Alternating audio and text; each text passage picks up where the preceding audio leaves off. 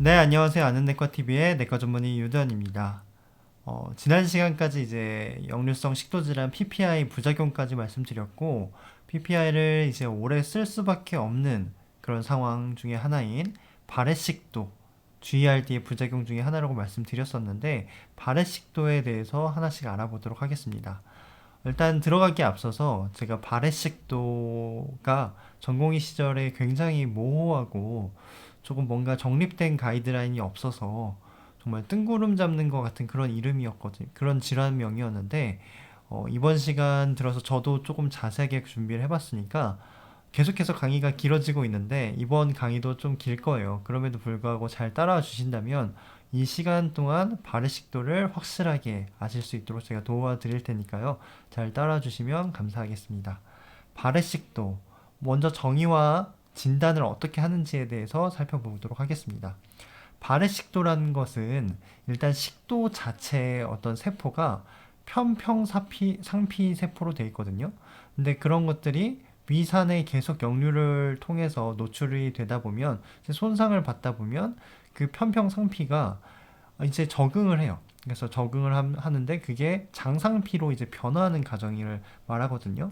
그래서 그걸 가지고 장상피 화생이라고 하고 그게 식도에 일어난 부위를 가리켜 발해식도라고 하게 되는데 좀 더 자세히 말씀드릴게요. 일단 식도에는 이런 편평상피 세포층으로 이렇게 이루어져 있어요. 그래서 식도염이 지속되다 보면 그것에 의해서 이게 장상피에 있는 뭐 소장, 대장 그런 데 있는 세포층들이거든요. 그래서 얘네들은 뭐 거블리셀이라고 해서 이쪽으로 뭐 점막 같은 것들을 잘 내뿜는 그런 특성이 있는데 그게 식도에서는 있으면 안 되는데 식도가 계속 손상을 받다 보니까 그 손상에 적응을 하면서 이게 장에 있는 상피로 변했다. 화생, 장상피 화생이라고 하고 영어로는 인테스티널 메타플라지아라고 하고요. 식도에 이렇게 일어난 부분을 가리켜서 이게 장상피 화생이 일어났다. 원래는 이렇게 편평상피 세포층이었는데 이걸 가리켜서 장상피 화생이라고 하고 이 부위를 식도, 발해식도라고 한다라는 거고요. 발해식도라는 거는 이제 단분절, 장분절을 따라서 이제 단분절 발해식도, 장분절 발해식도 이렇게 구분을 짓게 되거든요. 근데 그 기준을 잡기가 처음에는 저도 잘 몰랐어요. 그래서 숏 세그먼트, 롱 세그먼트 뭔지 저도 이번 살펴봤는데 일단은 우리가 이지정션이라는 말은 많이 들어봤어요. 저희가 이제 GERD 설명하면서 이제 허니아가 발생하면 이게 다이아프램 위쪽으로 이지정션이 올라간다라고 말씀드렸는데 여기 보시면 콜룸나 라인이라고 되어 있고 그러면서 SC 정션이라는 게 있어요. SC 정션이라는 거는 말 그대로 여기서 스퀘어머스 콜룸나의 딱 경계, 이 경계를 말하는 거거든요. 그래서 이쪽 그 SC 정션이 색깔로 구분이 돼요. 대개는 이쪽은 대개는 빨간색이고 이쪽은 좀 연한 분홍색 혹은 하얀색의 그런 색깔을 띠게 되는데 이게 SC 정션이라는 게 있고 이지 정션이라는 게 있는데 이지 정션은 여기 위에 있는 근육층들이 폴드 이런 뭐 접힌 그런 부분들이 있기 때문에 이걸 통해서 아 우리가 위와 식도에 그런 조직학적 특성이 있겠구나라고 해서 이지 정션을 이쪽으로 정하고 그 다음에 SC 정션이라는 거는 스퀘어머스 콜룸나 정션이라는 건데 그건 색깔로 구분하고 이거는 폴더로 구분한다라는 거고요. 사실 그 폴더를 구분하는 거는 굉장히 어려워요. 그래서 내시경을 많이 해보시는 소화기내과 전문의 선생님들이나 아시는 거고 사실 뭐 여러 가지 일본에서는 뭐 긴 혈관층을 가지고 뭐 팔리세이드 혈관 이런 걸 통해서도 구분한다고 하는데 사실 대개는 폴드를 가지고 G 정션을 잡고 그다음 색깔을 통해서 SC 정션을 잡은 다음에 그걸 통해서 이 거리를 측정해요.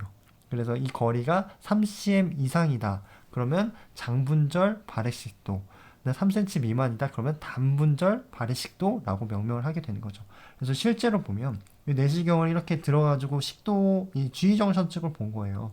그럼 여기 폴드들이 이제 나타나기 시작하죠. 그러면 이쪽이 이제 그 위쪽 부분이라는 거고 폴드가 없는 쪽이 여기가 식도 쪽이라는 거죠. 근데 하이에탈 허니아가 발생하면 폴드가 더 다이아프램 상방으로 이렇게 올라오게 돼요. 그래서 이쪽부터 이제 G 정션이 시작하게 된다는 거죠.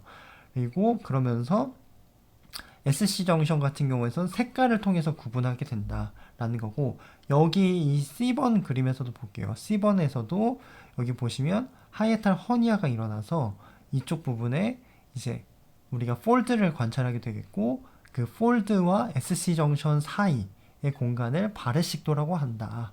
라고 보고 여기는 이제 롱 세그먼트 이제 바렛식도 같은 건데 여기 G 정션이 이쪽으로 하이탈 허니아 때문에 많이 올라와 있고 SC 정션은 색깔 이 하이탈 허니아가 일어나면 리플럭스도 많이 되고 에스파자히티스도 계속 생기다 보니까 이 부분에 이제 인테스티알 메타플라지아가 일어났겠죠. 그러면서 SC 정션이 점점 위로 올라가게 되고 SC 정션과 G 정션 사이의 거리가 더 증가하게 된다는 거죠.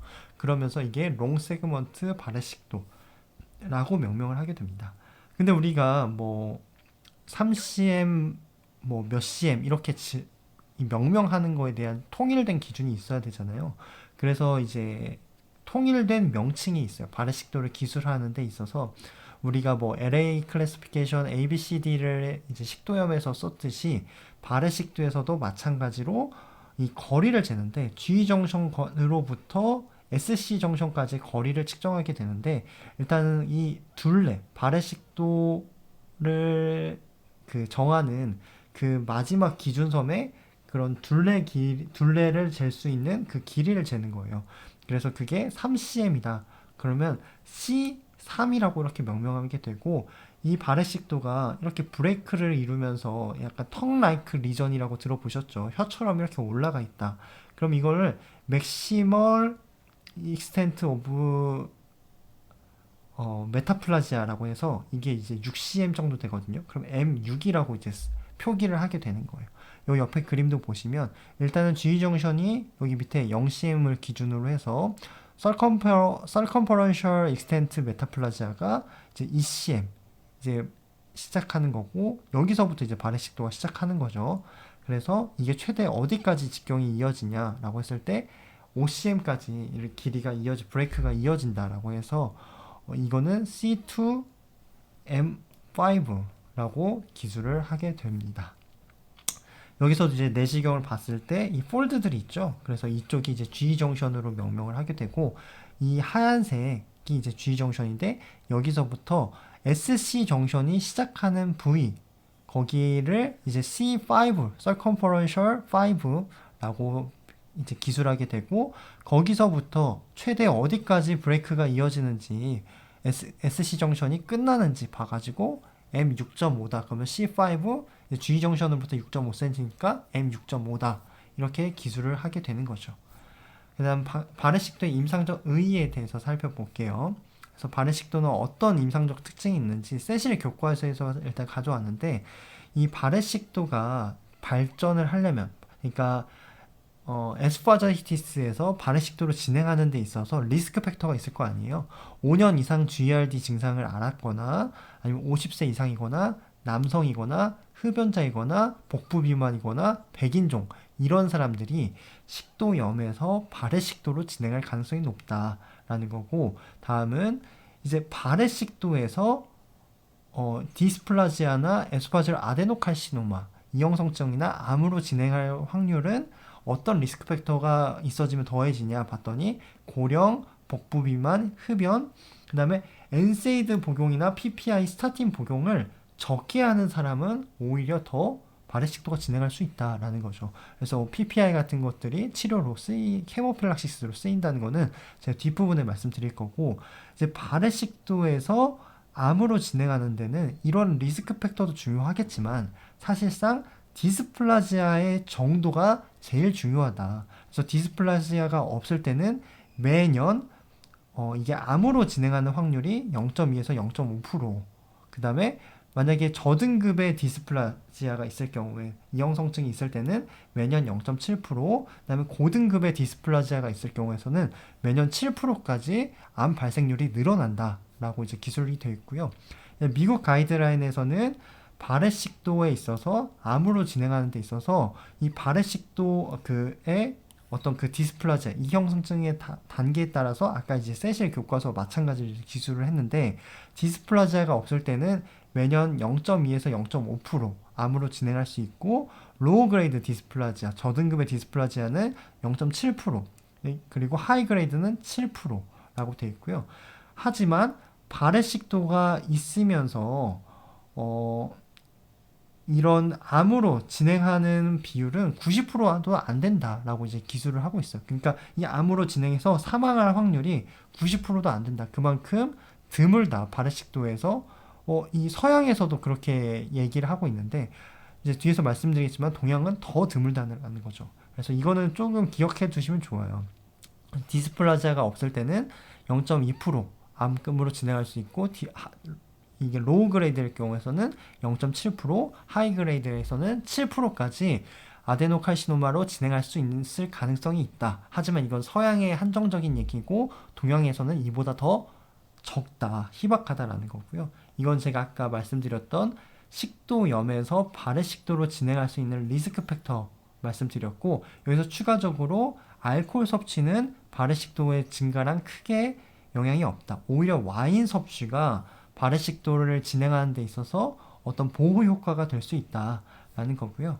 이거는 발해식도에서 암으로 진행할 수 있는 그런 리스크 팩터인데 아까 이제 특이하게도 PPI 사용을 더 적게 하거나 스타틴이나 엔세이드 사용을 더 적게 하면 발해식도에서 암으로 진행할 수 있다라는 그런 언급이 추가적으로 나와 있습니다. 이제 해리슨 자료를 가져왔는데 이 해리슨에서는 보면 이게 발해식도라는 건 이제 아시겠죠? 이게 그래서 여기 턱 라이크 리전이 이렇게 뭐 나와 있고 여기 보시면 노듈러리티가 이렇게 나와 있어요. 이거는 발해식도에 더불어서 이제 아데노칼시노마 같은 것들이 같이 생긴 케이스인데 실제로 조직학적으로 봤더니 이 서브 SM 레이까지 침범을 했던 그림이고 이제 발해식도와 로컬리 어드밴스드 아데노칼시노마가 함께 있는 그런 그림을 가져와 봤습니다. 그다음 세실 교과서에서는 만약에 어떤 뭐 증상이 5년 이상 지속이 된다. 근데 이런 리스크 팩터까지 2개 이상 가지고 있다. 그럴 경우에서는 매해 내시경을 좀 해봤으면 좋겠다. 뭐 매해라는 이야기보다는 이제 스크리닝을 정기적으로 해봤으면 좋겠다라는 이제 권고사항이 있고요. 여기 보시면 GERD에서 이제 아데노카시노마로 진행하는 그런 그림을 제가 이전에도 보여드린 바 있는데 여기 보시면 동양인과 서양인만 일단 기준으로 봐볼게요. 동양인과 서양인이 GERD는 뭐 반반이라고 하지만 사실 서양에서 더 많죠. 그래서 GERD에서 발해 식도암으로 진행하는 게 이 비율은 서양에서 월등히 많아요. 동양은 이 GERD만 점점 늘어나고 있지 GERD에서 식도염, 발해, 식도암으로 진행하는 그 비율은 매우 적다라고 알고 계시면 되고 실제로 최근 발표된 논문에서도 뭐 이거 리뷰 페이퍼긴 한데 보시면 미국에서 그런 서양 데이터만으로 봤을 때는 식도 선암의 위험률이 여기 보면 발해식도가 동반된 경우에는 그렇지 않은 경우보다 30배에서 50배 정도로 많다. 그리고 서구에서는 식도 선암이 전체 선암의 50% 이상을 차지하고 있을 정도로 그런 발해식도에서 식도 선암을 주의해야 된다. 잘 지켜봐야 된다. 모니터링을 해야 된다라고 강조하고 있지만 동아시아권에서는 실제로 유병률이 0.9에서 3.6%밖에 안 된다. 발해식도 발생률 자체가. 그리고 발해식도의 발생이 동반된 그런 뭐 식도암도 적을 뿐더러 하지만 여기서는 역류성 식도염 유병률이 점차 증가하고 있기 때문에 좀 더 주의를 기할 필요는 있겠다라고 제시를 하고 있습니다. 그래서 서울 가이드라인을 이건 2020년 GERD 서울 가이드라인인데 여기서는 바렛 에소파거스 중에서 롱 세그멘트에 한해서만 이제 뭐 엔도스코픽 서베일런스를 해봐라 라고 레커멘데이션 되어 있고요. 에비던스는 매우 낮지만 권고 수준은 매우 강하다 라고 알고 계시면 되겠고 실제로 그 백그라운드를 보니까 아데노칼시노마에 매해 발생하는 유병률이 메타 분석에서 보니까 0.06%였다. 이게 이제 숏 세그먼트에 한정되어서. 근데 롱 세그먼트는 0.31%로 그보다 거의 한 5배 정도 더 많다는 거죠. 그래서 숏 세그먼트보다는 롱 세그먼트 바렛 에소파거스에서 서벨런스를 주기적으로 했으면 좋겠다. 라고 제시를 했습니다. 그래서 여기까지 내용을 바탕으로 파워네과 내용을 읽어보시면 더 잘 와닿으실 수 있을 것입니다. 여기서도 임상 양상에 대해서 제가 방금 말씀드린 내용이고요. 그래서 치료는 어떻게 하느냐라고 봤을 때 일단은 디스플라지아가 있느냐 없느냐, 디스플라지아에 있다면 이게 저등급이냐 고등급이냐, 암이냐에 따라서 치료가 달라지는데 한번 살펴볼게요. 먼저 이형성증이 없는 디스플라지아를 살펴보면 만약에 이제 롱 세그먼트 발해식도 같은 경우에서는 적어도 2, 3년에 한 번은 내시경을 해봐라 라고 서울 가이드라인에서는 제시를 하고 있어요. 그래서 그 다음에 세실 교과서에서는 디스플라지아가 만약에 없다. 그러면 롱 세그먼트, 숏 세그먼트 상관없이 3년에서 5년에 한 번씩은 해봐라 라고 돼 있는데, 이제 우리나라 같은 경우는 내시경에 대한 접근성이 높지만 서양에서는 내시경이 워낙 고가이고 접근하기 어렵기 때문에 이제 우리나라는 2년에 한 번씩 이렇게 권고하고 있고 워낙 접근성이 좋기 때문에 그런 경향이 있지만 뭐 그런 배경은 좀 차이가 있다는 것을 알고 읽어보시면 좋을 것 같습니다. 그 다음에 이 세실 교과서에서는 그렇기 때문에 이 디스플라지가 없다면 사실상 뭐 크게 식도암에 대한 리스크는 적기 때문에 뭐 내시경적인 어떤 트리트먼트를 하지 않아도 된다라고 제시를 했고, 여기 미국 ACG 가이드라인에서는 엔도스코픽 어블레티브 그런 어블레이션을 하는 그런 치료는 발해식도가 있는데 디스플라지아가 없는 상태에서는 굳이 하지 말도록 권고를 하고 있습니다. 왜냐하면 여기 보시면 이 식도암으로 진행하는 비율이 매우 낮기 때문에 권고 수준을 이제 강하게 제시를 하고 있죠. 그다음 로우 그레이드 디스플라지아를 봤을 때는 로우 그레이드 디스플라지아 같은 경우에서는 일단은 논란의 여지가 좀 있어요. 그래서 일부에서는 그냥 시술을 해라 라고 하기도 하고 일부는 그냥 경과 관찰만 해도 된다 라는 약간 뭐 차이가 있긴 한데, 뭐 둘 다 상황에 따라서 임상의의 판단의 하에 선택할 수 있다고 저는 생각을 하거든요. 그래서 여기 ACG 가이드라인에서는 이형성증의 내시경 절제술 및 발해식도의 내시경 제거술 이후에, 그러니까 만약에 시술을 했다라고 가정을 한다면 그 로우 그레이드 디스플라지아 같은 경우는 첫 해에는 6개월마다 그리고 그 이후에는 1년마다 추적 검사를 할 것을 제시를 하고 있습니다. 그러니까 내시경 뭐 ESD, EMR 같은 걸 해보고 나서 6개월 이후 1년 동안에는 6개월마다 이후에는 1년마다 팔로우업을 해봐라 라고 되어 있고, 이거는 이제 미국의 두 가이드라인과 유럽 가이드라인을 요약한 건데, 여기서 보시면 로우 그레이드 디스플라지아에서 보면 일단은 서베일런스를 추천하는 가이드라인도 있어요. 뭐 12개월마다 해라, 아니면 뭐 6개월에 2번씩 해라. 여기 보시면 디스플라지아가 없다면 뭐 6개월에 하고 그 이후에는 1년마다 해보고 일단은 팔로우업 해봐라 라고 돼 있어요. 그 다음에 뭐 디스플라지아인지 아닌지 애매하다 그럴 경우에서도 우선은 팔로우업을 해봐라 라고 돼 있고요. 여기는 호주 가이드라인인데 호주 가이드라인에서도 일단은 repeat endoscopy every 6 months라고 돼 있어서 6개월마다 일단 추적을 해보고 확실하지 않으면 그것도 일단은 추적을 해봐라. 먼저 시술부터 하려고 하지 말고 라고 돼 있습니다. 그 다음에 아까도 말씀드렸지만 디스플라지아가 없을 경우에서도 여기 보면 만약에 3cm 미만이다 그러면 3년에서 5년 간격으로 3cm 이상의 롱 세그먼트 발해식도 같은 경우는 2, 3년에 한 번씩 팔로우업을 해봐라 라고 되어 있습니다. 그래서 로우 그레이드 디스플라지아는 세계 가이드라인 살펴보면 팔로우업을 해야 되나? 라고 생각할 수 있는데, 해리슨 교과서에서는 로우 그레이드 디스플라지아 일단 옵저베이션 서베일런스를 추천한다 라고 되어 있는데, 일부 최근에 에비던스에서 제시하기로는 엔도스코픽 트리트먼트가 이런 어떤 선별된 환자들에 한해서는 적용이 될 수 있다. 그리고 특히 RFA 같은 것들을 써볼 수 있다 라고 기술되어 있었습니다. 그리고 세실 교과서에서는 로우 그레이드 디스플라지아나 하이 그레이드 디스플라지아나 엔도스코픽 어블레이티브 세라피를 적용해 볼 수 있다 라고 나와 있어서, 이게 그냥 경과 관찰만 하는 게 아니라 이런 어블레이션, 뭐 ESD만큼 어그레시브한 그런 시술은 아닐지라도 어블레이션까지는 해볼 수 있겠구나 라고 알고 계시고, 하이그레이드 디스플라지를 볼게요. 하이그레이드 디스플라지아는 일단은 리섹션을 해야 돼요. 그래서 EMR이든 ESD는 해야 되고, 뭐 이거는 하이그레이드 아데노칼시노마 모두 마찬가지인 거죠. 그래서 실제로 이 미국과 유럽 가이드라인에서도 하이그레이드 디스플라지아는 팔로우업이 아니라 무조건 리섹션 ESD를 하라는 거죠. 그리고 한 이후에 그냥 지켜보는 게 아니라 3개월마다 다시 추적 검사를 해라 라고 기술되어 있습니다. 그래서 여기 보시면 첫 해에는 3개월마다, 2년째는 6개월 이후 매년 추적할 것을 권고하고 있습니다.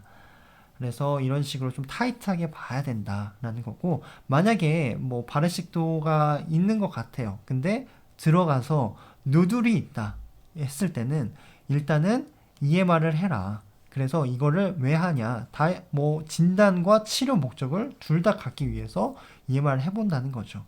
그래서 여기 미국 가이드라인에서도 일단은 노듈의 병변이 발해식도와 함께 있을 때는 EMR을 해봐라. 이게 진단과 치료 목적으로서 둘 다 권고되고 있다라고 되어 있습니다.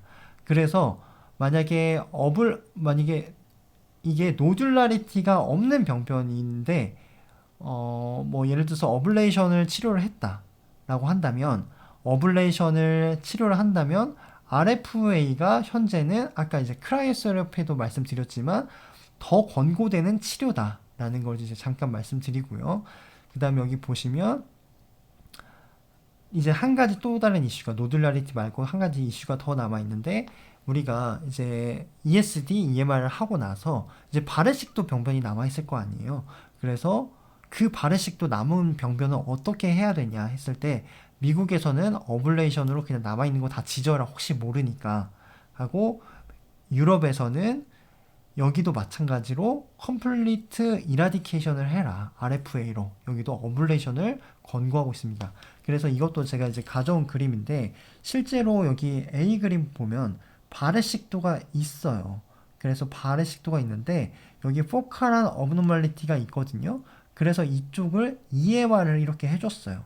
EMR을 해줬고 여기서 하이그레이드 디스플라지아가 발생했다는 거죠. 그래서 노듈라리티가 있으면 일단은 EMR을 한다 라고 알고 계시면 되겠고, C3 이 그림 같은 경우에는 C7M8에 바렛 에소파거스가 있었어요.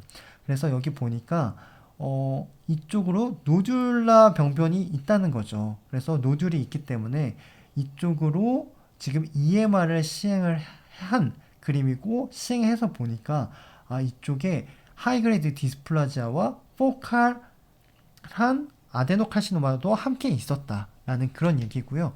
이번에는 RFA를 시행한 그림인데, 여기 보시면 A 그림부터 보면 C5M7의 바렛 에소파거스의 병변이에요. 근데 여기 보면 하이그레이드 디스플라지아가 이전에 이제 ESD를 통해서 있었는데, 그럼 이 남아있는 이 발해식도는 어떻게 해야 되냐라고 봤을 때 RFA를 해줘가지고 이렇게 다 지졌다라는 그런 내용이고요.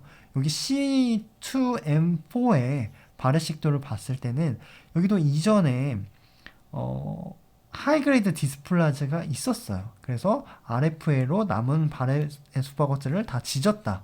뭐 그런 내용인데, 사실 이 부분은 소화기내과 분과 전문의 수준의 내용이어서 그냥 이런 식으로 치료가 흘러간다라고 알고 계시면 되겠고, 아데노칼시노마를 말씀드릴게요. 이제 선암이 발견됐어요. 근데 이건 T1A와 T1B에 따라서 좀 갈리는데요. 어찌됐든 간에 내시경적으로 최소한의 그런 부작용만 그러니까 발생하기 위해서는 우리가 최소 침습적인 시술을 해야겠죠. 그래서 여기 보시면 가급적이면 우리가 ESD를 하는 게 추천된다.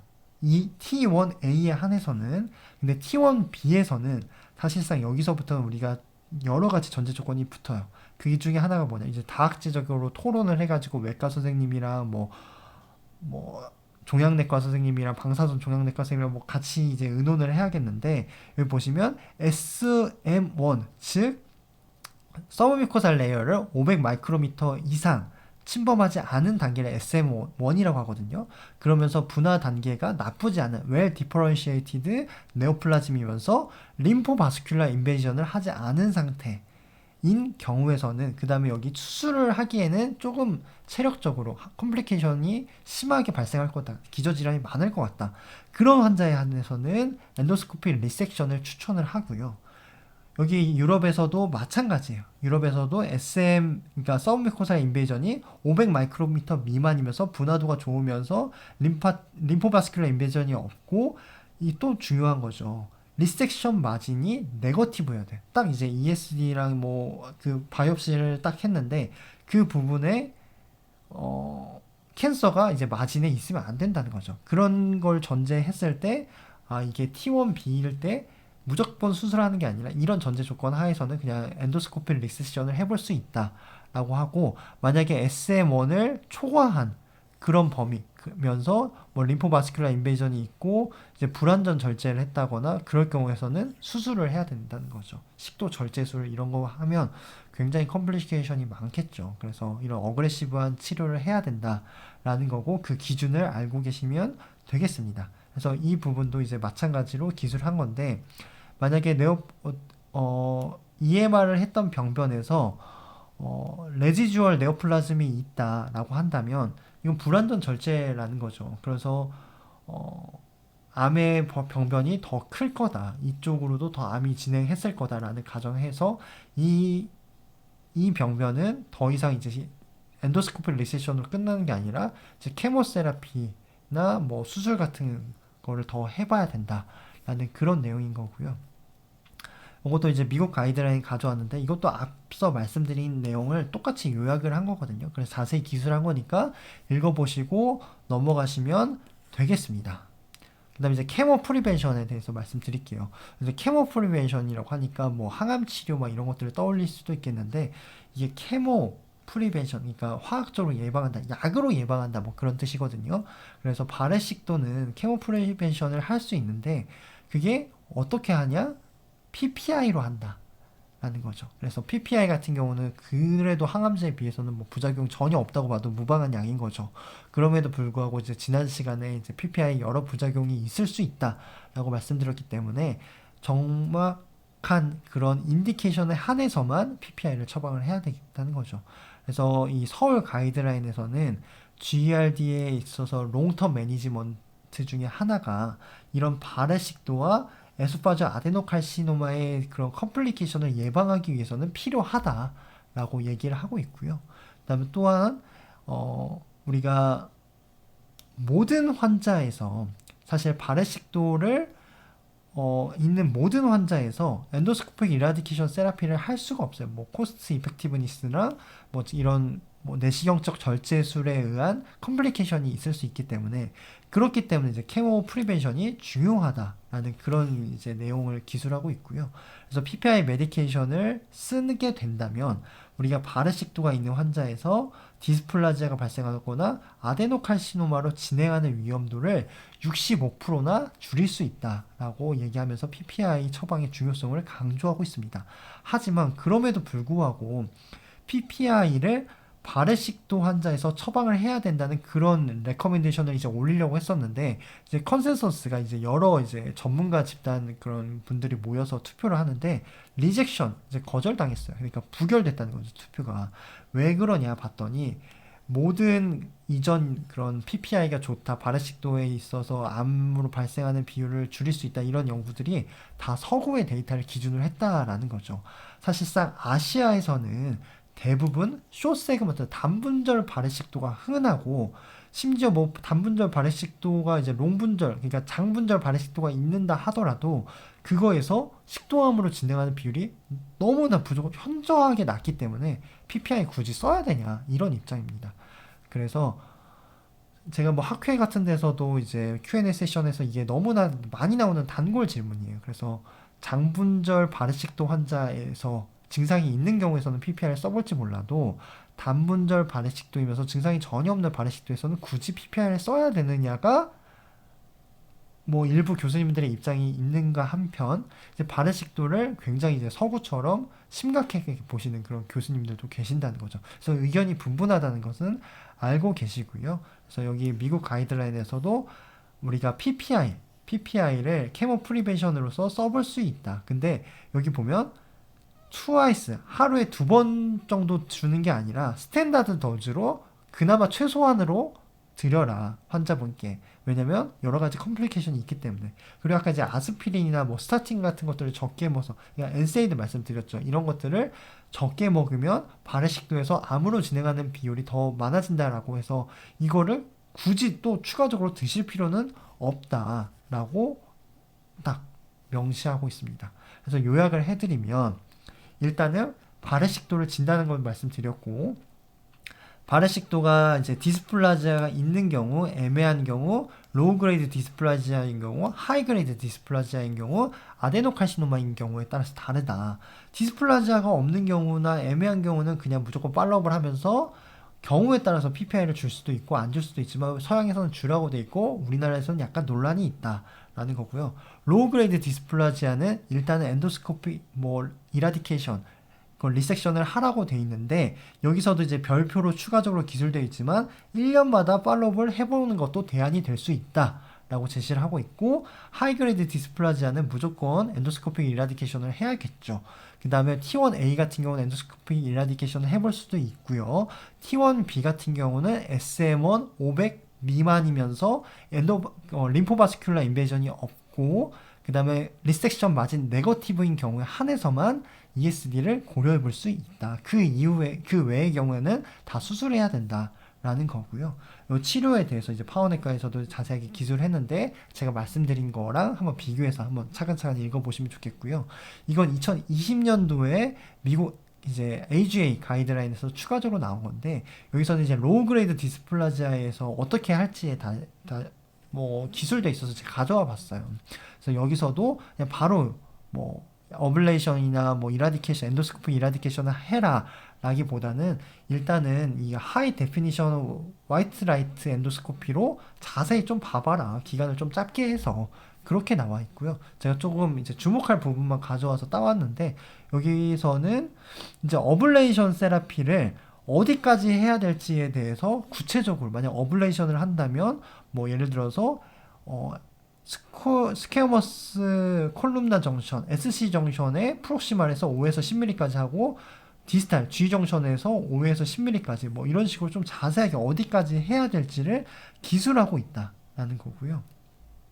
뭐 여기도 그런 마찬가지의 뭐 그런 하이 데피니션 화이트 라이트 엔도스코피를 해봐라 라고 어떤 구체적으로 시행할 수 있는 그런 내시경의 해상도까지 이제 명시해서 기술을 하고 있다라는 것만 참고하시면 되겠습니다. 그래서 이상으로 제가 이제 발해식도에 대해서 좀 길게 말씀드렸는데 너무나 자세한 부분까지는 사실 전문의 이상의 수준이기 때문에 그거는 범위를 넘어선다고 생각하고 저는 여기까지만 알아도 전공의 시험이나 그래도 이제 막 이런 소화기 내과를 이제 공부하시려는 분들께는 정말 충분하다라고 생각을 합니다. 그래서 일단 제가 말씀드린 내용은 네이버 블로그에 또 제가 자세하게 정리를 해놨으니까 복습하실 때 참고하시면 좋을 것 같습니다.